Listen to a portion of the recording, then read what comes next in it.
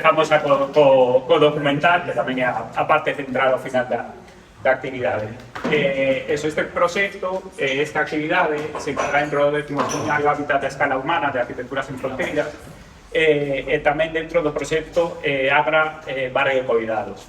Pois esa realmente a actividade relaciona un pouco o traballo que fai a Arquitectura Sen Fronteiras no estranxeiro, en Guatemala neste caso, e os seus proxectos de auga, co traballo que facemos no Agra, de fortalecemento das capacidades do barrio para lotar polo dereito á hábitat e tamén para un poquinho tentar sacar como aspectos positivos do barrio e reivindicar, non? Pois dentro dun barrio estigmatizado, pois tamén eses cuidados ocultos e eses aspectos positivos que tamén ten o barrio.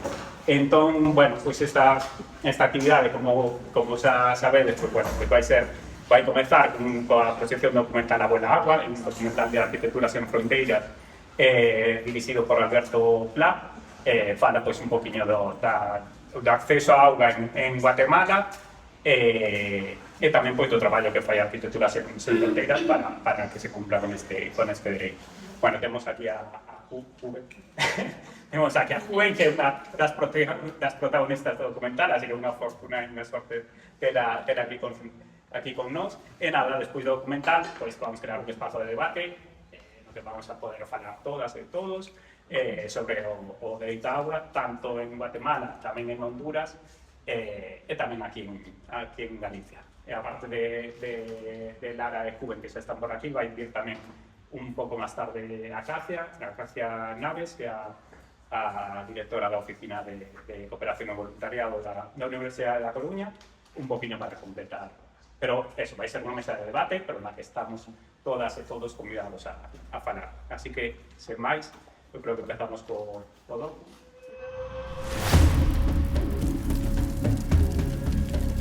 Guatemala no tiene una ley nacional de aguas y esto es considerado un problema para las comunidades. No hay nada, un poquito que hasta ya la gente ahora ya empieza a pelear por el agua. Cuando no tienes agua, lo que quieres es agua. Luego te preguntas la calidad del agua.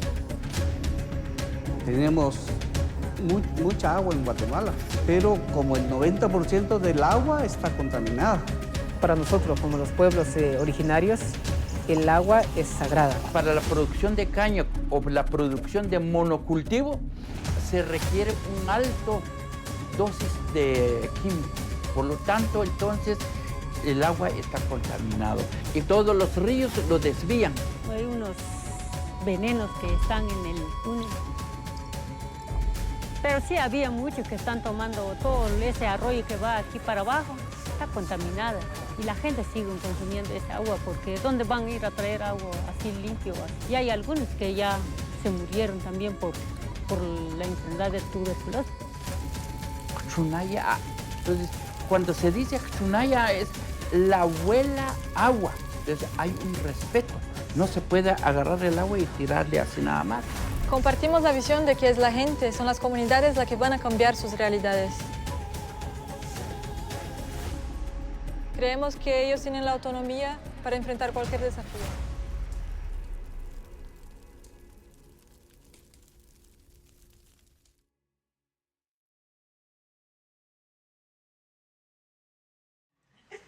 Bueno, moitos de vos xa coñecedes aquí as invitadas, pero bueno, de todas formas, vou fazer unha pequena presentación.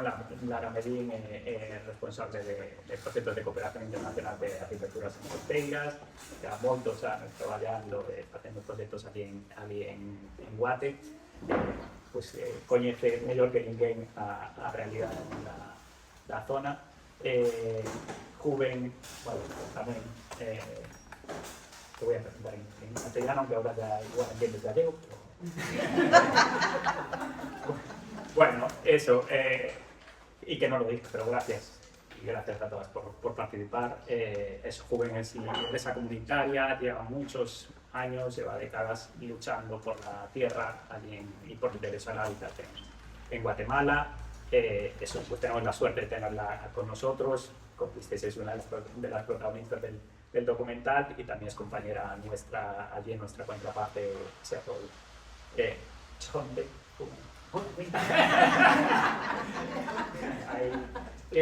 Bueno, ya mira está. lo que acabas de decir. ¿Qué? Qué buenos Gracias, gracias. Es la única palabra que se entiende en español, vamos. Pero bueno, tenía que usarla. Y bueno, y Acacia, pues bueno, como decía antes, que ya te hice una pequeña presentación, es investigadora, es profesora en la Escuela de Caminos y también es directora de la Oficina de Cooperación y Voluntariado de la Universidad de Colombia. Entonces, bueno, eso, yo traigo preparadas algunas preguntas y de todas formas, eso, pues si alguien más quiere añadir, tanto después como durante o lo que sea, pues eso está abierto siempre ahí, el espacio. ¿Por cuál empiezo? Bueno, nada, voy a empezar con dos preguntas que tienen que ver con la Comisión Maya, que yo creo que también es interesante. Una que sería, pues, ese ritual del fuego, ¿en qué consiste? ¿Nos puedes contar un poco? El convocar el potipo Nahual Tajulape, un golpe piquete que quise, chonte de un botán, chonte que no en conge delante de Hamilton, cuchipeto se bajon, en chan, maca acon vile, en rito hoknach vile, toctan, tofu, cuaychewa, chonte que te muy buenas noches a todos y a todas. Muchas gracias por la oportunidad de estar presente con ustedes y darnos el espacio y encontrarme con muchos compañeros, compañeras que conocen nuestra realidad. Y ante la energía del Nahual Agabal, estoy saludando en esta oportunidad. Saludé en mi idioma Esmán, uno de los idiomas, de las 22 idiomas que existe en Guatemala, de los 4 pueblos. Guatemala de los 4 pueblos, que es Garífuna, Xinca y el mestizo, y el pueblo maya, por supuesto. Mam es uno de los idiomas que está.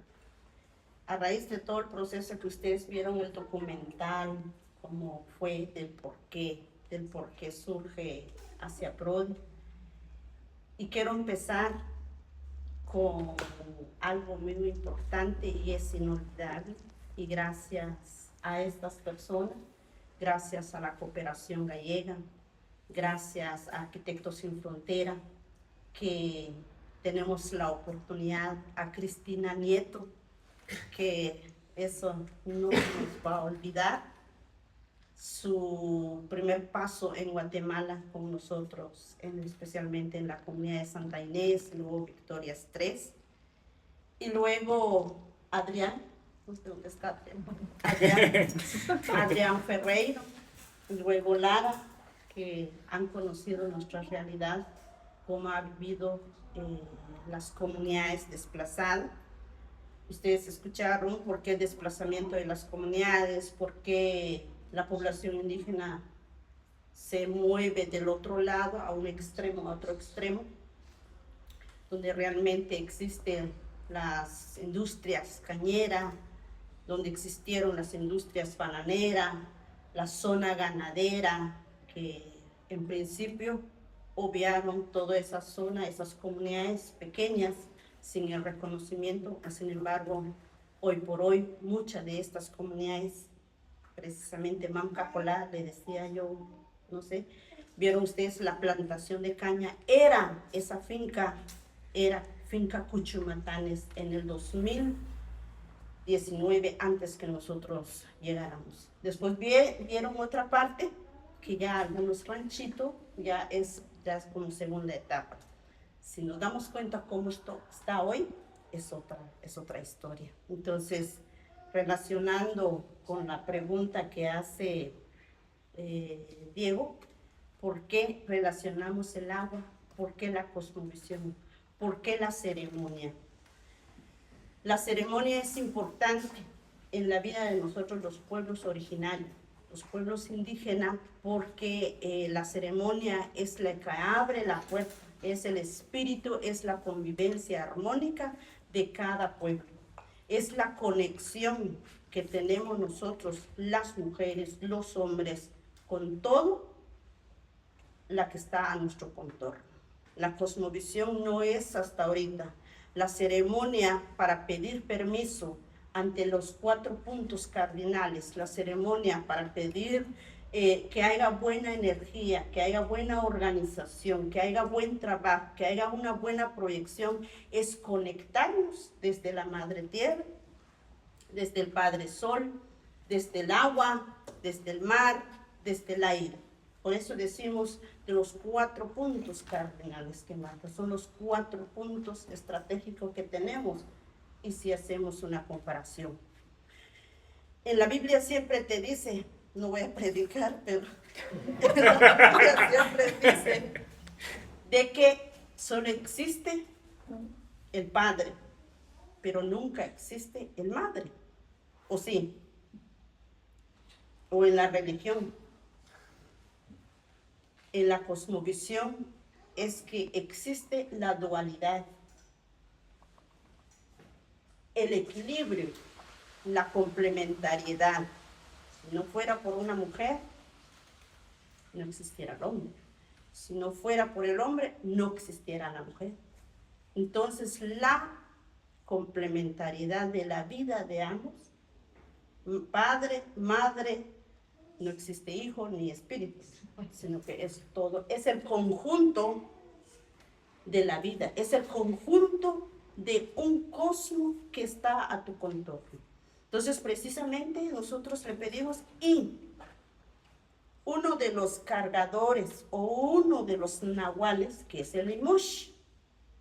El Limosh es el nahual, es el espíritu del agua, es el Limosh. El mar, el agua, es el Limosh. ¿Y dónde está el Limosh? Lo tenemos nosotros. Todo lo tenemos, porque somos la mayoría de aguas. El ser humano tiene más agua, entonces lo tenemos nosotros. Y empezamos a ver por qué. Porque nosotros, el ser humano, tenemos que tener la conexión con toda la que está en nuestro contorno. Entonces, precisamente hacemos nosotros la ceremonia para que realmente esta ceremonia tiene que tener compatibilidad con lo que estamos haciendo y con lo que queremos aprender en el camino. Eso. Muchas gracias.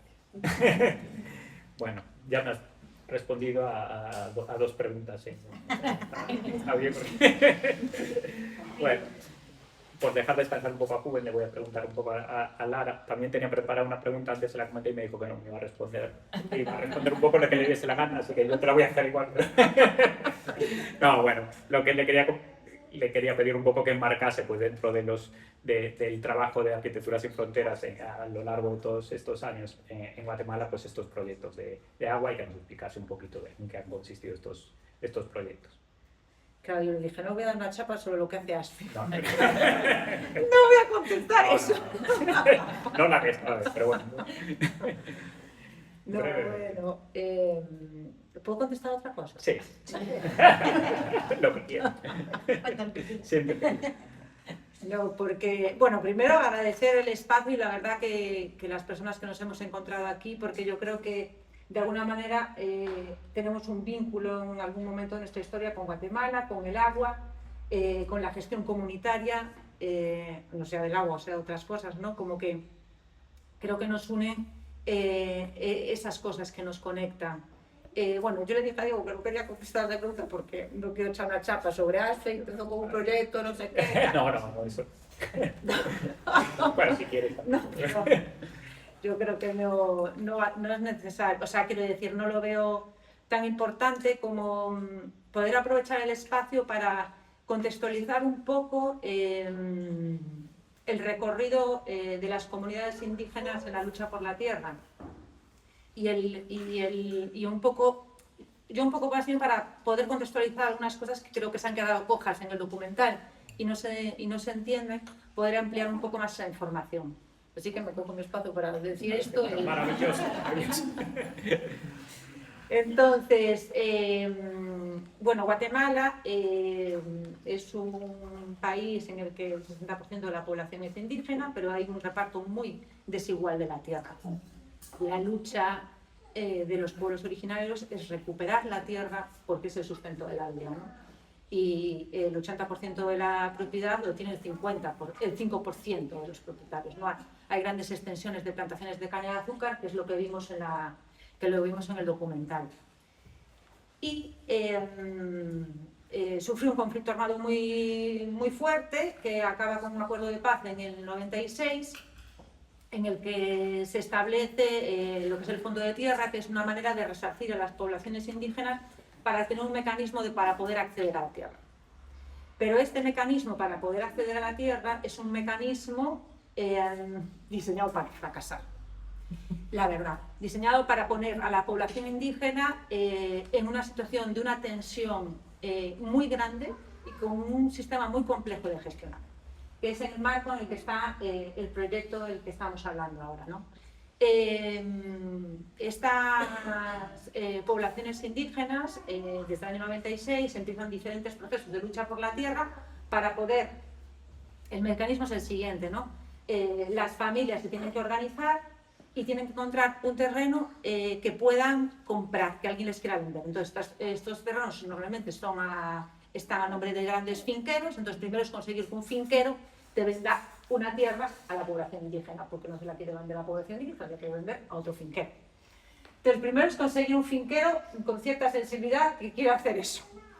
Y luego es conseguir toda una negociación con el Fondo de Tierra y con el Estado, porque el Estado te da un crédito para comprar esa tierra, pero ese crédito, ese dinero con intereses, eso se lo tienes que devolver. Entonces establecen toda una serie de mecanismos para poder devolverlo. Pues una serie de ayudas para poder hacer esto. Pero es un mecanismo muy complejo porque primero después consigue la lucha para organizar a las familias y encontrar la tierra, llega a la negociación. Llevamos 10 años de lucha ahí para llegar a la comunidad. Y una vez que llegan a la comunidad, llegan a lo que era una antigua plantación de caña de azúcar, que es lo que veíamos en las imágenes, en la que lo tienen que habitar, pero no tienen ni agua, ni sanitarios, ni nada. O sea, en este caso tenían unos árboles y empiezan a vivir debajo de los árboles, porque una de las condiciones principales que ponen es que tienes que vivir en el sitio desde el momento inicial. Si aquí el proceso normal sería que primero planificamos, luego urbanizamos y luego edificamos, pues allí es en plan, y luego habitamos los espacios, pues allí primero habitas el espacio, luego empiezas a ordenarlo, luego empiezas a hacer un poco de planificación y lo último es edificar. Y mientras tanto, las familias que entran en un sitio en el que no tienen agua, no tienen saneamiento, no tienen escuelas, no tienen edificios, están en unas condiciones de una vulnerabilidad enorme, expuestos a una contaminación de los mantos freáticos, de agua contaminada, enfermedades gastrointestinales, todo esto desde el inicio, ¿no? Y además, el modelo para organizarse es a través de una junta directiva, es una asociación que tiene una junta directiva. Esa junta directiva asume la responsabilidad de la devolución de la deuda, que en este caso eran 19 millones, que vienen siendo como 2,5 millones de euros, que lo asume la persona que tiene la presidencia, aquí presente, ¿no? O sea, tiene que ella, bajo su responsabilidad, tener el compromiso de organizar a 260 familias para que establezcan proyectos productivos, para que en un periodo determinado, que eran 3 años, creo, ¿no?, devuelvan esos 2,5 millones de euros. El contexto ya parece como de por los pelos de punta. Después, además de esto, el Fondo de Tierra pues da un dinero para poner en marcha mecanismos, ¿no? Pues para poner una plantación de caña de banano, otro. Va dando como dineros para poner en marcha esos proyectos productivos.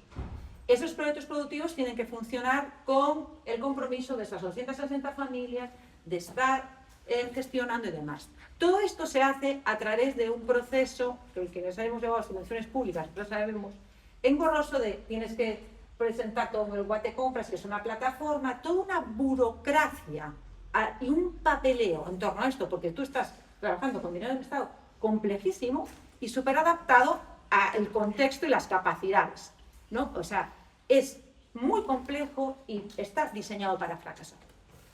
¿Qué pasa? En el caso de Juven, aquí se ha formado ella años antes trabajando en cooperación, sabía de subvenciones públicas, sabía de mecanismos, sabía de como muchas herramientas que le permiten gestionar esta situación tan complicada. Y todo esto, ya para complejizarlo más, con toda la gestión comunitaria que supone. O sea, tú llegas a un sitio donde empiezas en una plantación de caña de azúcar que tienes que transformar en una comunidad. En la comunidad hay cada uno su lote con su familia. Tú imagínate ya el tremendo dolor de cabeza que puede suponer repartir los lotes y quién se pone en cada lote y cómo se reparte quién va a estar al lado de la escuela, quién le queda más de atrás. O sea, una complejidad diseñada, como dijimos, para fracasar y para poner a quien está al frente de todo esto en una situación de tensión, estrés, presión, o sea, yo creo que ninguno aguantaría pues esta situación. Y aquí tenemos a Juven poniendo alma, cuerpo y tiempo, desvelos y lo que sea para gestionar estas 260 familias, estos subsidios, aún encima. Lo han hecho también, que le han dado un premio al Fondo de Tierras, de decir, fue una comunidad que ha salido bien, por fin, no nos lo podemos creer. Le han dado un premio, un reconocimiento y A nivel nacional. a nivel nacional. Y yo creo que, es tan perverso el sistema, ¿no? De decir, sí, claro, os vamos a resarcir con el acceso a la tierra, pero lo vamos a hacer de tal manera que vais a fracasar, os vais a pelear entre vosotros y el mensaje va a ser que vosotros no sois capaces. Nosotros os hemos dado todo el mecanismo, pero vosotros sois habéis fracasado.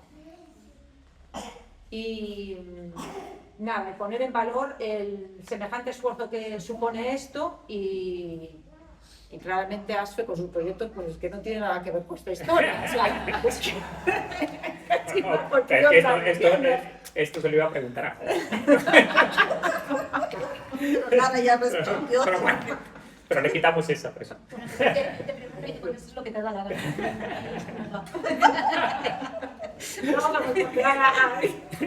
Ya no. Porque estamos confiando en que Estoy expectante. No, pero bueno, muy bien. O sea, esto también era una parte que también quería que se contase. O sea, que muy bien contadas. Pero ya respondió por mí. Ya respondió por ti, ahora ya no te pregunto más. No, esa es parte, o sea, la que les comentó Lara y a nosotros en principio cargar 19 millones en la espalda, máximo, mujeres, viudas, madres solteras, ¿y ahora qué? Repartir un lote, lo hicimos sorteo. A ver, ahí sí que el que le toca. No había forma, te dejan todo. Para que lo hagas, bueno, ni modo hay que hacer. 19 millones pagarlo en un año era difícil, porque justo el Fondo de Tierra tenía que terminar el 7 de julio de 2021. Y un año de gracia que vas a pagar más de 2 millones de interés.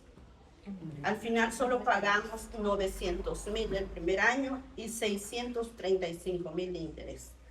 Y pudimos pagar con la finalidad de que dijimos, el Fondo de Tierra va a caducar, termina su tiempo, el plazo que el Congreso lo dio, porque hay un plazo que fue dado. Entonces dijimos, bueno, ¿y ahora qué hacemos? Tenemos que pagar, de una de otra manera, empezar con el proyecto productivo, maíz, ajonjolí, los huertos, la plantación de plátano, la plantación de sandía, todo eso. Hicimos un proyecto de tilapia, pez. Era trabajo aquí, todos los días trabajando, sin descanso, las mujeres, con hijos, con todo, era imposible de pagar. Al fin, el Congreso amplía el plazo del Fondo de Tierra y nosotros tenemos un año de gracia. Y como vimos la ley del Fondo de Tierra, empezamos a estudiar la ley del Fondo de Tierra, establece cuánto tiempo puede tener una comunidad el tiempo de gracia sin pagar interés, pero tiene su deuda. Entonces, al final conseguimos 3 años por no pagar interés. Igual, otro trabajo más para pagar. Y ahorita, el 7 de julio, empieza nuevamente a correr interés. Pero ya no son 19, sino que ya son 10 millones. Y hemos pagado 8 millones al Estado. Y al final, esa es una estrategia que hace el Fondo de Tierra y yo estoy muy contenta con la propuesta que el Congreso aprobó hoy por hoy, porque muchas de las comunidades a nivel nacional, no solo la comunidad MAM, sino que a nivel nacional, muchas comunidades desde hace 20, 25 años, ellos no tienen documentos registrados, no tienen una escritura que garantice la seguridad que esta propiedad es tuya. Entonces, toda la dependencia del Estado, sin que no tengas un documento, no puedes gestionar una escuela, no puedes gestionar un centro de salud, un salón o que te pavimente en la calle, porque está condicionado. El Estado no puede ejecutar presupuesto mientras que esta área no puede ceder a la dependencia tal. Y ahorita yo estoy súper contento de todo lo que ha hecho las autoridades ancestrales, de presionar, de cambiar esa ley. Ahorita dieron la oportunidad y es una oportunidad que esperemos que sea realidad. Porque muchas leyes, por ejemplo, la ley a la defensa de derechos de los pueblos indígenas ha sido violentada. Muchas leyes aprueba el Congreso solo para, como decimos allá, no sé si se dice, para tapar el ojo del macho. Porque ellos no miran el interés de la población más vulnerable. Ellos miran el interés al sistema económico, miran interés muchas cosas. Entonces nosotros como población de una de otra manera tenemos que defender nuestro derecho. A raíz de todo este sistema que hemos venido, muchas comunidades que muchos de ustedes conocen, las comunidades, por ejemplo, un Victorias 3, un Camino Verde, un San Vicente, un San Miguel Las Pilas, que tienen 25 años, no tienen documento legal para que puedan tener. Y gracias a la cooperación hemos hecho instituto, escuela, un centro de albergue, donde no nos han pedido claro, existe un acta de donde registro que sí es propiedad de la comunidad, pero no un documento registrado. Entonces, todo esto es algo que el mismo Estado ha hecho para el fracaso de las comunidades que hemos logrado conseguir la tierra. Que muchos años esas tierras pertenecían a la población indígena, no lo pertenecía a los grandes industrias, no lo pertenecía a los grandes ingenios que hay hoy en Guatemala. ¿Y qué es lo que quieren? Escapar. Pero es una forma, la lucha es una forma, recuperar las tierras, aunque bajo condiciones, pero ahí están, para completar un poco. Y desde ahí surge el tema del agua con la contaminación, porque ya la contaminación de una letrina ciega con un pozo que no es adecuado, la contaminación empezó a contaminar, muchos se empezaron a enfermar. Entonces se hace la propuesta y más las letrinas sabonera ecológico que ha hecho ASPE y hacia PRODI, eso ha ayudado bastante en el tema de salud en ese caso. Me encanta porque las preguntas que tenía para ti me las responde Juven y las que tenía para ti. O sea, al final cuenta ella los proyectos. Pero bueno, está bien. Bueno, nada. Bueno, por Acacia, vamos a comenzar también algo contigo. Sí. Tu pregunta que te puedo preguntar, tú respondes también. Nada, bueno, o sea, es que te había comentado un poco. Bueno, Acacia tiene experiencia trabajando con la COSAPO, que es la asociación que promueve y defiende los derechos de las comunidades de aguas en el rural en Galicia. Entonces, una, que nos cuentes un poco cómo funciona y cómo funcionan las comunidades de aguas. Y luego un poquito hablar también, eso, pues desde tu experiencia, que tienes experiencia asesorando tanto a la COSAPO como, por ejemplo, a Enseñerías en Fronteras en sus proyectos en Honduras, pues qué similitudes y qué diferencias hay entre la gestión del agua pues, aquí en Galicia y la que puede haber en Centroamérica y en Honduras en este caso. Yo voy a contestar a tu pregunta, pero antes también voy a decir lo que me da la gana. Perfecto. Lo primero, somos un poco anárquicos. Bueno, lo primero, agradeceros que me hayáis invitado. Me resistí muchísimo, ¿verdad? Tuvisteis que insistir. Me llamaron, me dijeron, me dijo Lara, me dijo, mira, puedes estar. La llamé, ¿no? Me puse un correo y le dije, claro que voy, pero es que ese día no puedo, espera que lo cambio, ¿no? Por eso he llegado un poco, quiero pedir disculpas porque he llegado un poco tarde, con un look que no sé qué suele ser el mío, porque tenía un compromiso antes, que, bueno, una cosa de trabajo que me había comprometido ahí. Pero quería venir porque una de las cosas que quería era conocer a Juventina, perdón, puedo llamarte Juven porque te llaman Juven, entonces, vale. Bueno,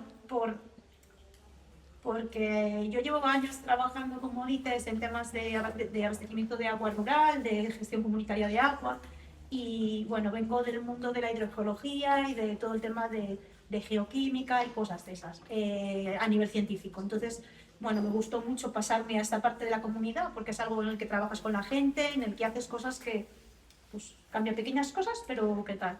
Pero en el fondo yo soy un poco cobarde y entonces cuando conozco gente así valiente me inspira, ¿no? Entonces yo esto se lo conté hace un año, conocí este proyecto, año y algo yo creo, que tuve una reunión con Adrián, con Lara y con Irene y con Sonia. Tengo mucha suerte porque me puso a su disposición y todavía no me llamaron. ¿Sabes que en cualquier momento me van a llamar y me van a poner a trabajar?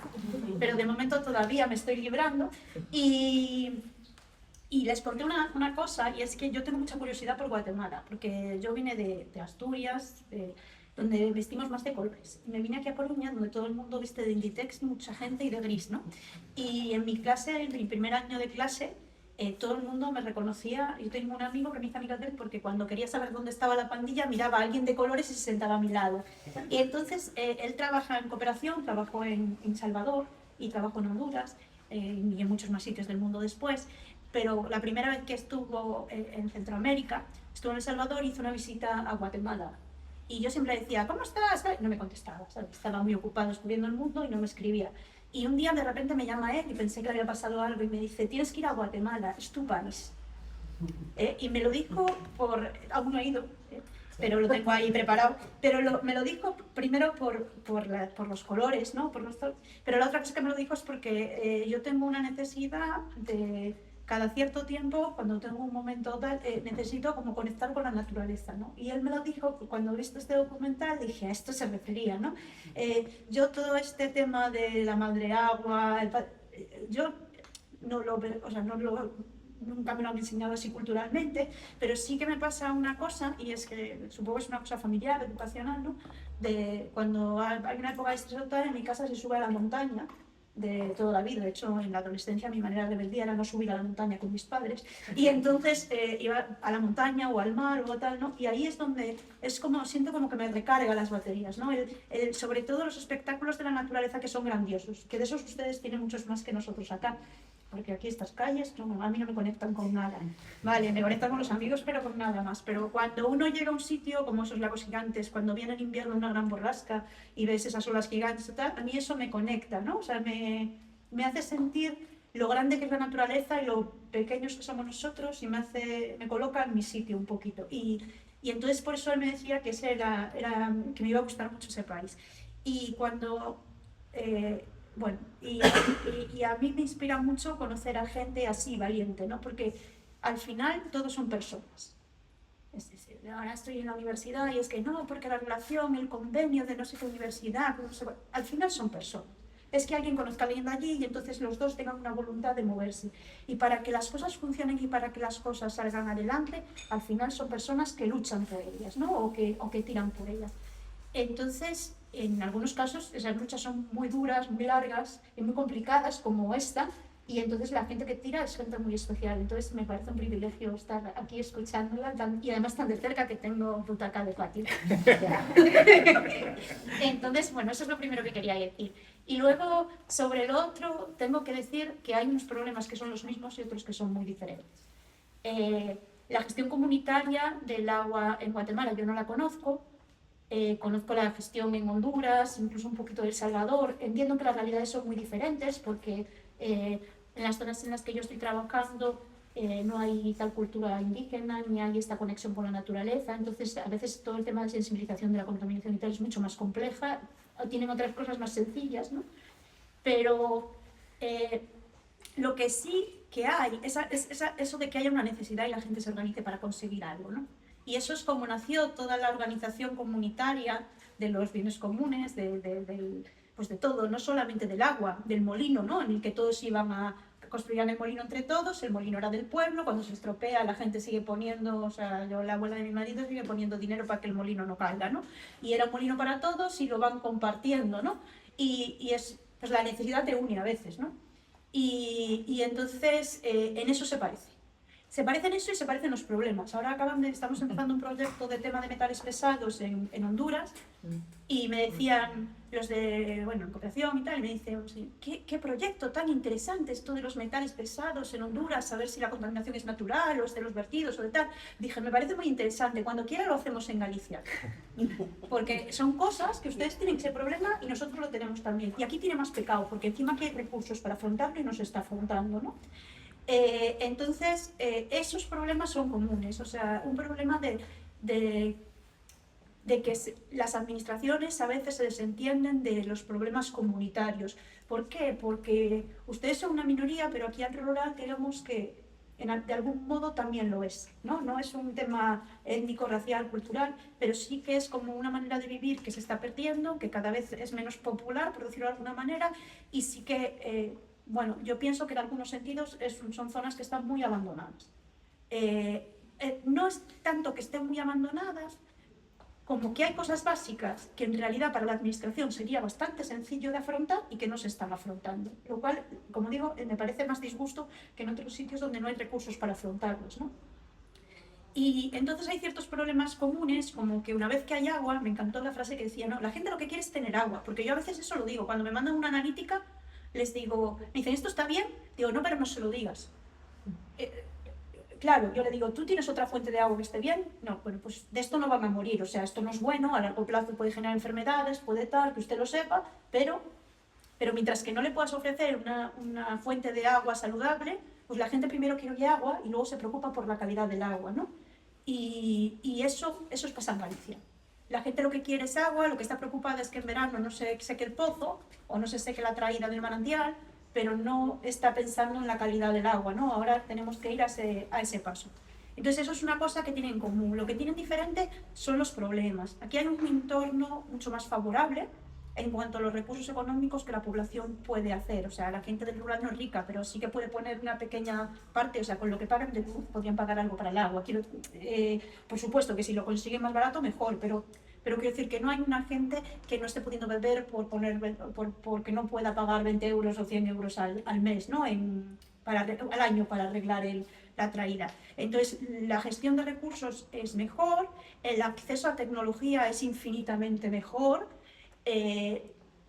todo es muy smart y muy te aviso del clorador y cosas así, pero tienen otros problemas muy graves y uno de los problemas que tienen es la pirámide poblacional y la ley, la responsabilidad.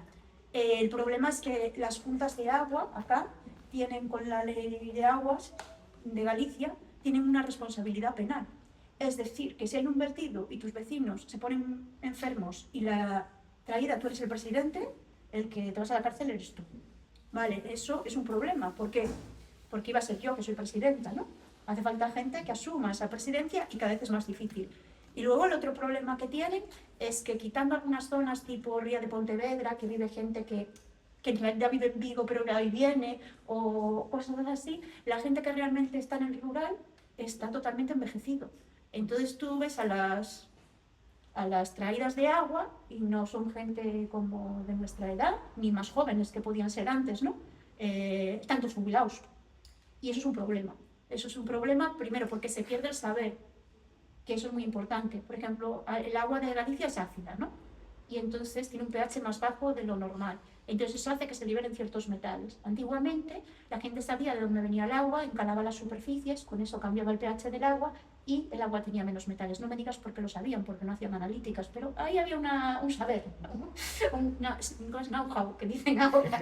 Vale, esas cosas, muchas de esas sabidurías se están perdiendo porque no hay un relevo generacional Y aparte el problema es este, que a ver quién coge la traída, ¿no? O sea, la gente se va haciendo mayor y hacer sistemas de abastecimiento comunes en el rural en Galicia por la dispersión, bueno, de eso, que vosotros sois arquitectos y sabéis mucho más, es algo totalmente inviable económicamente. Entonces, bueno, no sé cuándo va a ser el momento en el que tomen una decisión de hacer algo, pero... Y eso sí que es muy diferente, ¿no? Yo cuando voy a Honduras, sí que veo gente, a lo mejor no como Rubén, ¿vale? Pero gente dispuesta a llevar una traída de aguas, gente dispuesta a tal. Y aquí cuando vas, ves mucho escaqueo. O sea que, más que escaqueo, es susto. O sea, es como soy el presidente de la comunidad de vecinos, ¿no? Es un marrón. No... Y eso es un problema que veo. Y ya me callo que yo no sé. Bueno, antes que nada, que no lo recordé, pero cuando terminemos, hay unos pinchos ahí a los que estáis todas invitadas y también pues para un espacio pues más informal, aunque este ya es bastante informal, pero bueno, para ahí charlar un ratito juntas. Nada, yo también me voy a callar y voy a dejar que pregunten, pero sí quería comentar que antes lo hablaba con Juven del tema del convenio 169 de la Organización Internacional del Trabajo, que es para los pueblos indígenas y tribales, ¿no? Este convenio lo que marca son ciertos derechos de las comunidades indígenas. Uno de ellos es el derecho a la consulta, ¿no? Y a la protección de las tierras y de los recursos.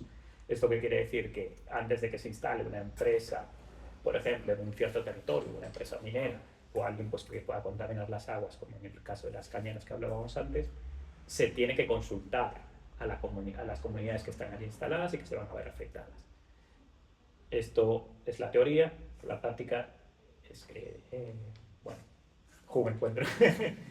Bueno, en el tema del derecho a la consulta, a nivel nacional se hizo varias consultas a través del CPO, Consejo de Autoridades del Occidente, y en varios puntos. Nosotros participamos en el 2012 precisamente, hicimos una consulta comunitaria de buena fe en el municipio de Champerico porque también estaba la extracción de metales en todo el territorio del Pacífico. Entonces ahí se hizo una consulta de no a la extracción de todo el metal en todo el Pacífico. Eso al final, por ejemplo, Champerico sacamos un 99.99% no a la extracción de minerales en todo el litoral Pacífico. Lo hicimos en Cuyotenango, lo hicimos en Santo Domingo, o sea, todo el litoral Pacífico. Eso en una parte está bien, aunque a nivel nacional, donde se ha hecho las minerías, hemos hecho consulta, hemos acompañado muchas consultas nosotros para defender nuestro territorio. Pero la consulta a las grandes industrias no te consultan. Ahí no te consultan. Porque ahí el que maneja es la plata. El que tiene el poder es la plata. En Guatemala, 25 familias son los que maneja el país. Aunque Guatemala está un 60% de la población indígena, pero precisamente las leyes están hechas para favorecer a las grandes industrias, a las transnacionales. Todo por lo chique. Todo por lo chique, ¿quién lo tiene? Facundo. ¿Y quién es Facundo? Claro. Todas las hidroeléctricas, que hay por allá. ¿Quién es el dueño de las hidroeléctricas? ¿Quién es el dueño de los desvíos de los ríos a nivel nacional? Las grandes minerías que hay en Guatemala. ¿De dónde ha surgido eso? Pero nunca lo consultaron al pueblo. El convenio es un convenio y sus tribales lo volvieron a ratificar. La ONU anda diciendo, bueno, no a la discriminación, al racismo, a la exclusión, a no sé qué, a no sé cuándo. Pero sí en Guatemala existe. No solo en Guatemala, te vas en el campo. Nosotros, ¿cuántos discriminación, cuánto racismo no nos atacaron cuando no llegamos en Retauleu específicamente? En Retauleu. Nosotros al subir en el bus, te subes en el bus que va para Champerico o te va en la región donde vivís, Los asientos, por ejemplo. La gente que vivía en el campo, que no era población indígena, pero creían que ellos son los ladinos, creían que ellos son los más grandes. Cuando te subís en el bus, vas parado, aunque el asiento va, y así se hace en el bus, con la finalidad, para que no te den el espacio que no te puedes sentar. Nosotros sufrimos mucha discriminación, porque no podíamos hablar en castellano, ni mucho menos leer, ni mucho menos escribir. La gente tiene su propio idioma, el lugar, cada pueblo tiene su propio idioma. Ustedes aquí tienen, ¿cuál es su idioma? El galego. Muy bien. Creo que mejor que Diego, hermano. O sea, ustedes tienen su propia cultura, su propio idioma. Igual Guatemala. Entonces el convenio está hecho, sí está hecho, por supuesto. Está para favor de los pueblos indígenas, pero no así se ha cumplido. No hay un cumplimiento real que marca. Volvemos al punto del acuerdo de paz. En el acuerdo de paz dice muchas cosas que deberían de cumplir. En el acuerdo de paz también habla del resarcimiento a la población indígena donde fueron las tierras rasadas, donde fueron usurpadas. ¿Y dónde está eso? Está tirado. No es que la población no quiere hacer, sino que Guatemala tiene dueño, el que maneja.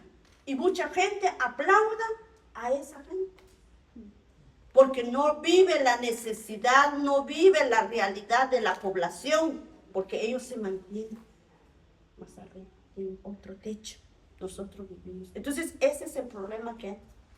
El convenio podrá hablar muchas cosas, aunque ahorita se está la mayoría de todo la defensa ha sido por la población. Nuestras luchas a nivel nacional, no solo hablo por Retaule, las luchas a nivel nacional, para que el Estado te puede decir sí a través de las concentraciones, a través de las manifestaciones, a través de una ocupación de una finca. Mucha gente que vive en su territorio desde 100 años, 60 años, han nacido ahí, han sido desalojados por el sistema, por los dueños que supuestamente son dueños. Pero históricamente no son, pero como después empezaron a crear el registro catastral, a registrar. Por eso allá con nosotros en Guatemala hablan de caballerías. Yo no había entendido el sistema de caballerías. Cuando hablan de caballería es que en aquel entonces montaba el caballo, salía desde las 5 cuando empieza a amanecer, sale con el paso de caballo hasta donde va a oscurecer, esa es la caballería para él. Yo no había entendido, yo ignorantemente decía, ¿qué significa caballería? Sale del caballero al caballo para marcar su territorio. Retaule, la finca Cuchimatán es de la que tenemos hoy por hoy. Inicia desde Cataluña, en la jurisdicción de Coatepeque, y termina con Cuyotenango. Era un dueño que me empezó a marcar ese territorio. Después empezaron a vender, a fraccionar. Por eso están muchas fincas. Después pasó el registro catastral. Antes llegaba a su finca hasta 5 pasos más en el mar, ahí pasaba su montón. Después, cuando se crea el OCRET dice, bueno, tienes que dejar 5 metros donde está el río o donde está la playa, para arriba, donde van a vivir los pájaros, donde van a estar cualquier animal, pero eso después, pero antes no. Entonces, al final, sí nos sirve en una parte, es la que nosotros usamos para defendernos, pero en otra parte también nos meten otros.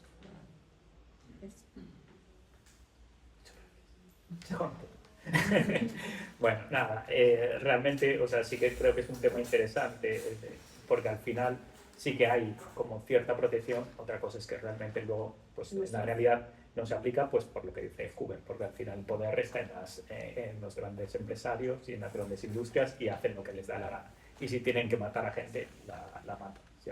Entonces, al final, bueno, aquí eso, no tenemos, que yo digo, es que al final, realmente aquí, incluso a nivel de las comunidades rurales, también sería interesante pues que se pudiera haber pues ese derecho a consulta, ¿no? O sea, de alguna forma, ahora con el tema de Altri, por ejemplo, sí que se ha manifestado la gente, ¿sabes? Cuando han visto en peligro pues sus recursos, ¿sabes? Y también pues con temas de minería y tal, sí que está habiendo pues contestación, pues un poco semejante a lo que decía Fulvio, pues un poco luchando porque se cumplan también los derechos y la protección del territorio. Pero el derecho también es importante. Sí. El hecho de que esté escrito ahí es importante porque eso le da a uno pie para poder hacer su... Sí, porque está bien que consulten, pero también lo importante es que hagan caso, ¿no? Porque si ustedes votan que no y luego ellos hacen lo que quieren, de nada vale el derecho a la consulta, pero bueno, por lo menos uno tiene el derecho a la papeleta, decimos aquí. Por ejemplo, en San Miguel de Ixtahuacán se hizo una consulta, por eso ya se fue la minería, ya no está la minería de San Miguel de Ixtahuacán, pero dejó muchos daños ahí. Entonces, como va también a la corte, todas las consultas van a la corte si no proceden, porque es la población la que está diciendo. Pero también tiene mucho que ver con la autoridad, el alcalde municipal, porque en el código municipal también te establece que sí a la consulta. Bueno, abrimos turno de preguntas. Si alguien quiere preguntar algo, que ya han contado muchas cosas, pero Venga, va. A ver, tampoco es así como una curiosidad. Decías que el 60% de la población es población indígena. Y entonces, a nivel electoral, ¿cómo funciona? ¿La población indígena vota, no vota? ¿Qué pasa ahí? No sale nada. Uy, esto es un sistema hecho. La Imaginaba, población indígena tiene un 60%, claro. Pero empiezan los partidos políticos a dividirse. Por eso dice, dividas y vencerás. Entonces empiezan con una política para engañar. Y como ha habido gente también que la política los ha jalado, el sistema los ha jalado, y de una de otra manera no han podido responder a la población. Entonces la gente dice, es que esto porque se vendió, porque esto no sé qué. Entonces, antes la gente, el pueblo indígena o las mujeres no votaban. Empezaron a votar después de la revolución del 44 al 54. Empezaron a tener derecho a voto. Pero ese derecho a voto es más fácil por la necesidad. Te dan, por ejemplo, en el municipio con nosotros para que gane un partido. O lo voy a poner el ejemplo del alcalde que ganó con nosotros. Nunca vimos que él tenía alguna carpa, vallas como los otros. A la noche, a la mañana. Bueno, ¿qué pasó? El poder económico. 500 quetzales por voto. Casa a casa. Hicieron un trabajo en 3 días. Conformó un equipo. ¿Y quién es el alcalde? Era de Ayutla, de Tecumán. Ni siquiera lo conocía la población. Ni siquiera lo conocía la población. Y ahorita está gobernando. Y tuvo un convenio con el equipo de la delincuencia que hay ahí. Y ahorita la pandilla se volvió en contra, por eso la zona ahí con nosotros hoy por hoy es una zona roja. Champerico es una zona roja. Siempre y cuando si no es en la comunidad. Si es en la comunidad no pasa nada porque la comunidad está organizada. Pandilla, visto, pandilla es porque se va.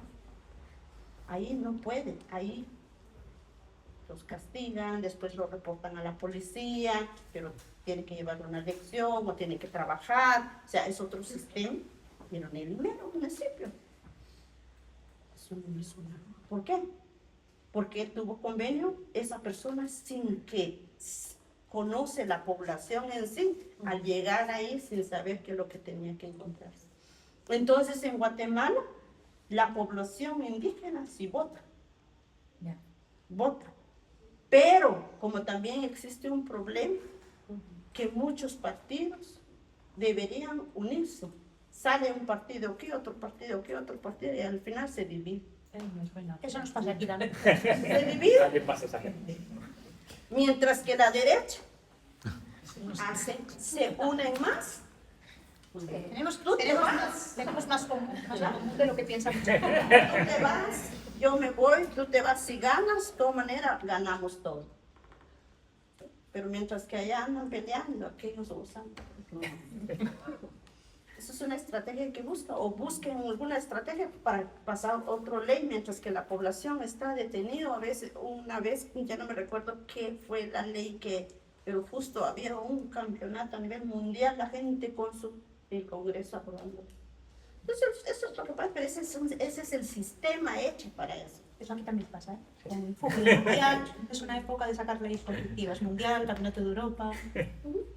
Ellos buscan la forma como ganar el poder.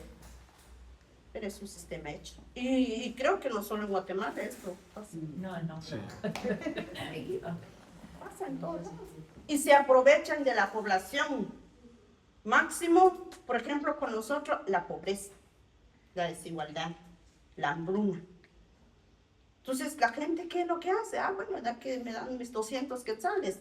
Bueno, de otra manera. Ya, con eso ya pasa.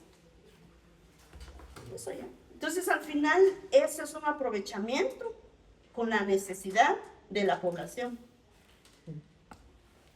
Además es curioso porque son fieles, quiero decir, te pagan antes, no sabes si vas a votar o no, porque nadie sabe lo que votas, pero son fieles a quien les ha... ¿Quién les paga? Sí, sí. Ya. Hay una lealtad. Sí. Hasta el dinero. Y aquí aquí en el 2000, por lo que dice Acacia, cuando estaba el bipartito en el 2005-2006, pues hicieron una planificación que no les salía muy bien porque después la gente se rebelaba, pues para asentar a la gente en el territorio, ¿no? Porque aquí pues el terreno estaba muy fragmentado y tal. Y bueno, la idea era eso, asentar gente en el territorio, pero después hubo muchas políticas, echaron al bipartito y entonces es cuando hubo este despoblamiento rural, que no sé si piensas que es intencionado o que simplemente es así. Para mí. Pero es que los arquitectos de planificación, y eso sois vosotros, ¿no? Yo arquitecto No tengo ni idea, porque, bueno, sí que a mí me alucina el sistema rural gallego. O sea, a mí esto de las carreteras de Abregón, porque yo soy de otro sitio donde vivimos en pueblos, nos organizamos, pero tiene que ver con el agua.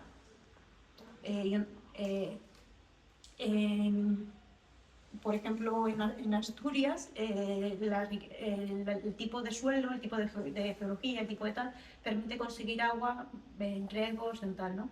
En Galicia, por el tipo de roca que hay, es un granito, un esquisto, son rocas duras, que tienes una capa freática que está normalmente llena, pero que permite sacar agua en casi todos los sitios, pero un poco en cantidades pequeñas. Entonces eso lo que hace es que históricamente o culturalmente, yo no soy muy consciente de esto que tú cuentas del resentamiento y tal, quizás que de aquella, bueno, aunque tengo el pelo blanco, soy mejor. Era una chica y no conocía muy en profundidad las políticas de planificación, ni en profundidad ni sin profundidad, vamos. Y entonces... sí que, pero históricamente en Galicia siempre hay lugares, aldeas, ¿no? Quiero decir, yo esto del lugar, para mí la aldea era algo despectivo, ¿no? Yo cuando llevé a mis amigos a mi pueblo me decían, pero esto no es un pueblo, es una aldea. Digo, no, aldea es la tuya, ¿viste? Lo mío es un pueblo, ¿no? Allí la población está más junta porque el acceso al agua es diferente. Aquí, como la cantidad de agua que puedes sacar de cada punto es limitada, la gente se organizaba y se distribuía, ¿no? Se distribuía mucho más en el territorio. Entonces a mí me alucina, porque hay sitios donde no se nota tanto, pero porque está vinculado a vías de comunicación o a tal, pero tú cuando vas por Abegondo vas por una carretera y dices, yo que hice mucho recorrido buscando pozos, vas por la, y dices, voy por la principal, ¿no? Giras a la izquierda y de repente sale una igual de grande, y dices tú, mierda, y ahora voy tal, y hay, no hay una calle principal, ¿sabes? No se sabe organizar, en vez de hacer una principal y luego desviaciones y tal, es todo como una malla compleja en la que es muy difícil orientarse si no tienes internet, o si no tal, ¿no?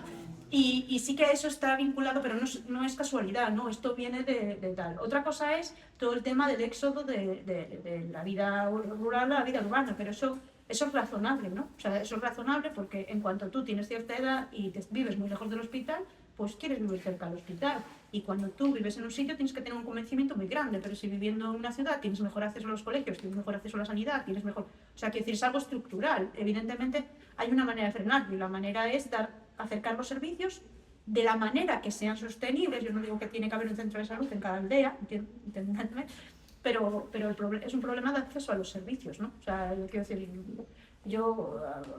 mi familia política es del Barco de Valdeorras y todos eran de aldeas, ¿no? Y todos han bajado al pueblo. Han bajado al pueblo porque en el pueblo hay hospital. O sea, no, y el colegio desde arriba tienes que echar todos los días 3/4 de hora bajando y 3/4 de hora subiendo con los niños. Entonces antes, como había niños, había escuelas arriba, pero eran de peor calidad. Entonces el que tenía dinero bajaba para tener los hijos mejor educados. Es decir, yo también bajaría. Supongo que hay gente que tiene unos valores diferentes y es capaz de permanecer y de hacer ese esfuerzo tal, pero es lo normal. No sé. O sea, sí que creo que las decisiones políticas que se toman a nivel de servicios y son lo que determinan ese éxodo y el acceso a las oportunidades, ¿no? De hecho, ahora, desde que hay teletrabajo y desde que se metió todo esto, mucha gente se plantea vivir un poco más lejos, pero hasta cierta edad, porque luego quieres estar cerca del hospital, porque tus hijos quieren salir de noche con los amigos y te vuelves un taxista. No sé, o sea, quiero decir que es un problema de la organización general, pero yo creo que el hecho de que la población en Galicia esté muy distribuida es un tema de gestión de recursos histórico. No sé si contesté o no, estoy haciendo como siempre contestando otra cosa. Pero bueno, de planificación y de esas cosas no, yo de agua.